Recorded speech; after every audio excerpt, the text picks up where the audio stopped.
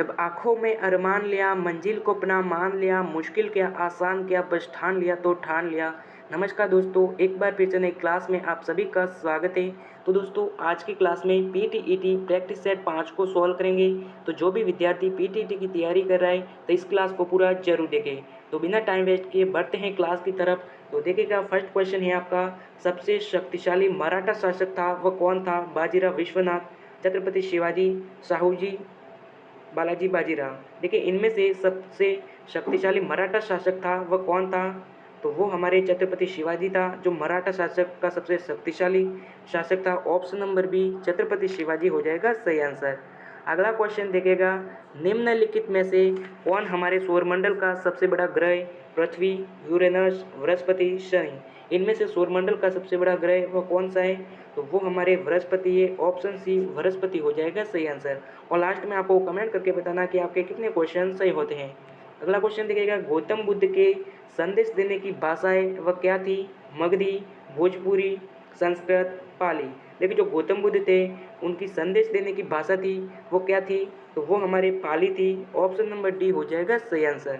अगला क्वेश्चन देखिएगा, अगला क्वेश्चन क्या देखिएगा, निम्नलिखित में से कौन सबसे पुराना साम्राज्य है? चालुक्य, सातवाहन, पल्लव, चोल। इनमें से सबसे पुराना साम्राज्य वह कौन सा है? तो वो हमारे सातवाहन है, जो सबसे पुराना साम्राज्य है। ऑप्शन नंबर बी सातवाहन हो जाएगा सही आंसर। अगला क्वेश्चन देखेगा, अगला क्वेश्चन क्या देखेगा, बर्मा की राजधानी कहाँ है? शिलांग, ढाका, रंगून, कराची। देखिए, जो बर्मा की राजधानी है वो कहाँ है?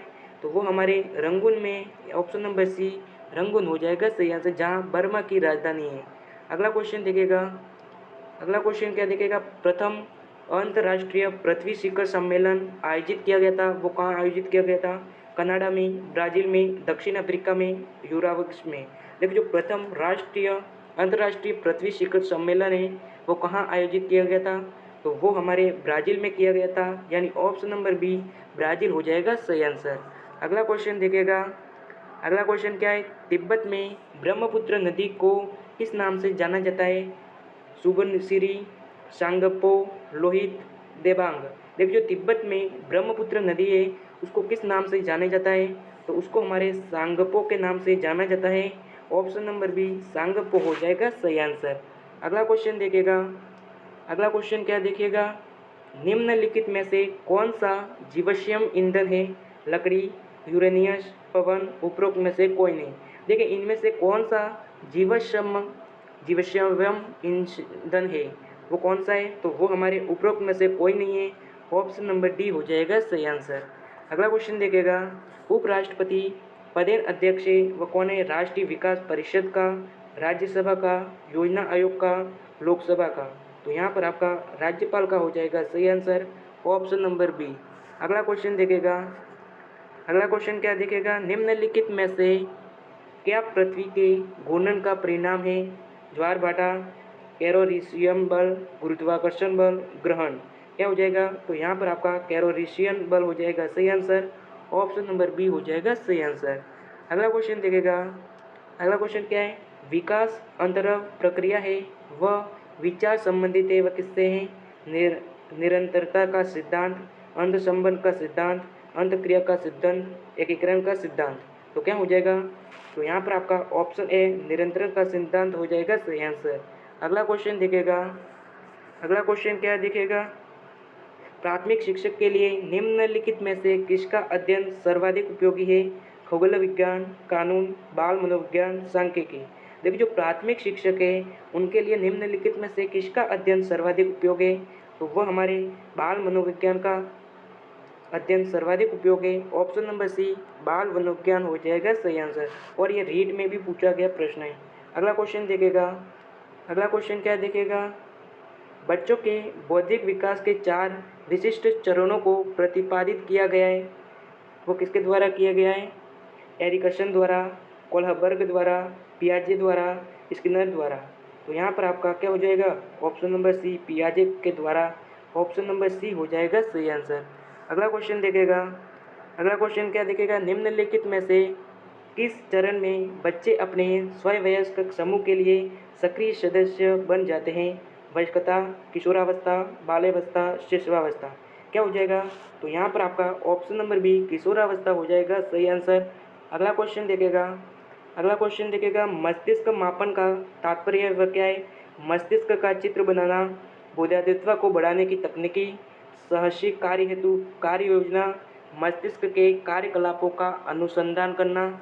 तो यहाँ पर क्या हो जाएगा? यहाँ पर आपका ऑप्शन नंबर बी बोधात्मक को बढ़ाने की तकनीकी हो जाएगा सही आंसर। ऑप्शन नंबर बी हो जाएगा सही आंसर।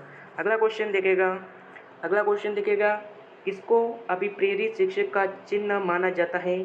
शिक्षक द्वारा पदम उच्चारण कार्य, कक्षा में अधिकतम उपस्थिति, कक्षा में निर्भरता, छात्रों द्वारा प्रश्न पूछे जाना। देखिए इनमें से किसको अभिप्रेरित शिक्षक का चिन्ह माना जाता है? तो वो हमारे छात्रों द्वारा प्रश्न पूछे जाना। ऑप्शन नंबर डी हो जाएगा सही आंसर। अगला क्वेश्चन क्या देखेगा? निम्नलिखित में से बेलेम चाटिए, कोहिमा, त्रिपुरा, आइजॉल, इम्फाल इनमें से सबसे अलग है वह चाटना है। तो क्या हो जाएगा? यहाँ पर आपका त्रिपुरा हो जाएगा सही आंसर, जो चारों से अलग है। ऑप्शन नंबर बी त्रिपुरा हो जाएगा सही आंसर। अगला क्वेश्चन क्या है? छोटे बच्चों की अधिगत प्रक्रिया में अभिभावक को क्या भूमिका निभानी चाहिए? सकारात्मक, नकारात्मकता, तटस्थ, सहानुभूतिपूर्वक। तो यहाँ पर आपका क्या हो जाएगा? तो यहाँ पर आपका सकारात्मक हो जाएगा सही आंसर। ऑप्शन नंबर ए सकारात्मक आपका हो जाएगा सही आंसर। अगला क्वेश्चन क्या है? शिक्षण की प्रक्रिया में शिक्षा का तबादला हो सकता है? नकारात्मक, शून्य, सकारात्मक या सभी। तो देखिए जो शिक्षक की प्रक्रिया में शिक्षक का तबादला हो सकता है, तो यहाँ पर आपका ये सभी हो जाएगा सही आंसर। ऑप्शन नंबर डी ये सभी हो जाएगा सही आंसर। अगला क्वेश्चन क्या है? वेरी इंपॉर्टेंट है। पढ़ने की असमर्थता है वह एक क्या है? मानसिक विकास, व्यावहारिक की विकास, पठन विकास, नाड़ी तंत्र का विकास। क्या हो जाएगा? तो यहाँ पर आपका पठन विकास हो जाएगा सही आंसर। जो पढ़ने की असमर्थता है वह एक क्या है? पठन विकास है। ऑप्शन नंबर सी हो जाएगा सही आंसर। अगला क्वेश्चन क्या है? भारत की उत्तरी मैदान के बृहद चित्र में प्रसारित मृदाएं वह कौन सी है? लेरोटाइट मृदा, लाल मृदा, काली मृदा, जलोढ़ मृदा। तो यहाँ पर आपका ऑप्शन नंबर डी जलोढ़ मृदा हो जाएगा सही आंसर। जो क्या है? भारत के उत्तरी मैदानों के बृहद क्षेत्र में प्रसारित मृदाएं वह कौन सी है? जलोढ़ मृदा।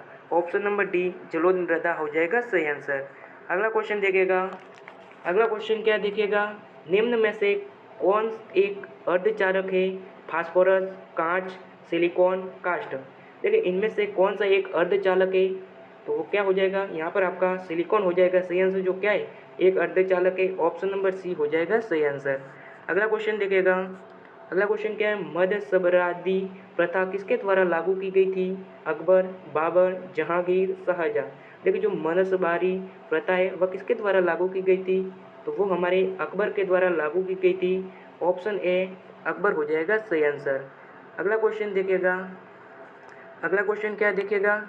सिंधु सभ्यता का प्राचीन बंदरगाह है वह कौन सा है? लोथक, Harappa, Surkotada, Dholavira.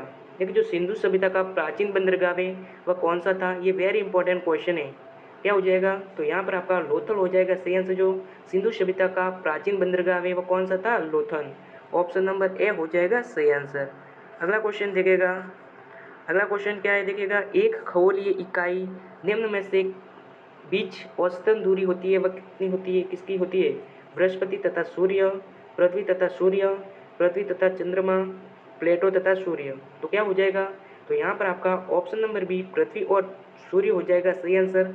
Option number B जो बता रहे उनका हो जाएगा सही आंसर। अगला क्वेश्चन क्या देखेगा? लसिका इससे बचा हुआ तथा आवेक्षित वसा का क्या करती है? रुद्रांश, फेफड़ों, वृक्क, अमावस्या। क्या हो जाएगा? तो यहाँ पर आपका ऑप्शन ए रुद्रांश हो जाएगा सही आंसर। ऑप्शन नंबर ए जो बता रहे उनका हो जाएगा सही आंसर। तो आज की क्लास में मैंने कुल 25 प्रश्न पढ़ाए। आपके 25 में से कितने प्रश्न सही होते हैं कमेंट करके ज़रूर बताएं। और अभी तक चैनल को सब्सक्राइब नहीं किया तो सब्सक्राइब जरूर करें। और मिलेंगे नई क्लास के साथ, तब तक के लिए जय हिंद, जय भारत, अलविदा।